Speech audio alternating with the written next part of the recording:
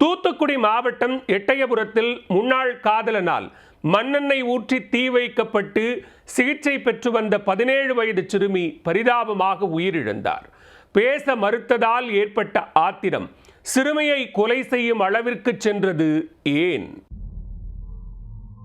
தூத்துக்குடி மாவட்டம் எட்டயபுரம் அருகே உள்ள இளம்பவனம் கிராமத்தைச் சேர்ந்தவர் காளியம்மாள்.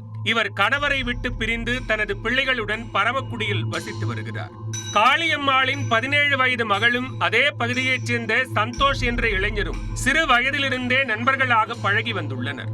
கடந்த 3 ஆண்டுகளுக்கு முன்பு நட்பு காதலாக மாறியதாக கூறப்படுகிறது. இவர்களின் காதல் வீட்டிற்கு தெரிந்ததும் எதிர்ப்பு கிளம்பியுள்ளது. இதனால் சிறுமி காதலை கைவிட்டு இருவரும் பிரிந்து விடுவோம் என்று சந்தோஷிடம் தெரிவித்திருக்கிறார். இதனை ஏற்காத சந்தோஷ் அடிக்கடி தொந்தரவு கொடுக்க சந்தோஷிடம் பேசுவதையே சிறுமி நிறுத்திவிட்டார். செல்போனில் பேசிய சந்தோஷ் மிகவும் அசிங்கமாக பேசி கொலை மிரட்டல் விடுத்ததாக கூறப்படுகிறது.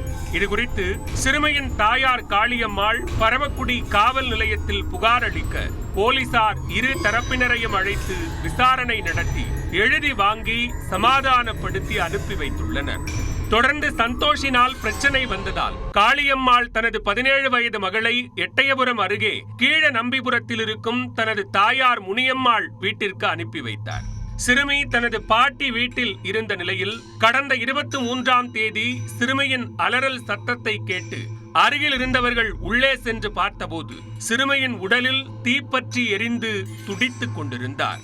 உடனடியாக அருகில் இருந்தவர்கள் தீயை அணைத்து சிறுமியை மீட்டு சிகிச்சைக்காக தூத்துக்குடி அரசு மருத்துவமனைக்கு அனுப்பி வைத்தனர்.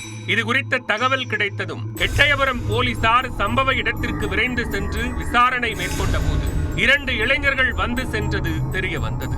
இந்நிலையில் மருத்துவமனையில் சிகிச்சை பெற்று வந்த சிறுமி போலீசாரிடம் கொடுத்த வாக்குமூலத்தில் பல தகவல்களை தெரிவித்தார். சந்தோஷ் மற்றும் அவரது நண்பர் முத்தையா இருவரும் வந்து தன்னிடம் பேச வேண்டும் என்று தொந்தரவு கொடுத்ததாகவும் தான் அதற்கு மறுப்பு தெரிவித்ததும் மண்ணெண்ணெய் ஊற்றி தீ வைத்துவிட்டு தப்பி ஓடிவிட்டதாகவும் சிறுமி தெரிவித்துள்ளார்.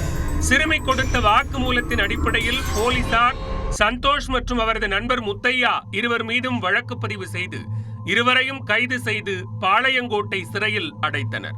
65% தீக்காயத்துடன் தூத்துக்குடி அரசு மருத்துவமனையில் சிகிச்சை பெற்று வந்த 17 வயது சிறுமி இன்று அதிகாலையில் சிகிச்சை பலனின்றி பரிதாபமாக உயிரிழந்தார். இதனால் கொலை முயற்சி என்று பதிவு செய்யப்பட்ட வழக்கு கொலை வழக்காக மாற்றப்பட்டுள்ளது.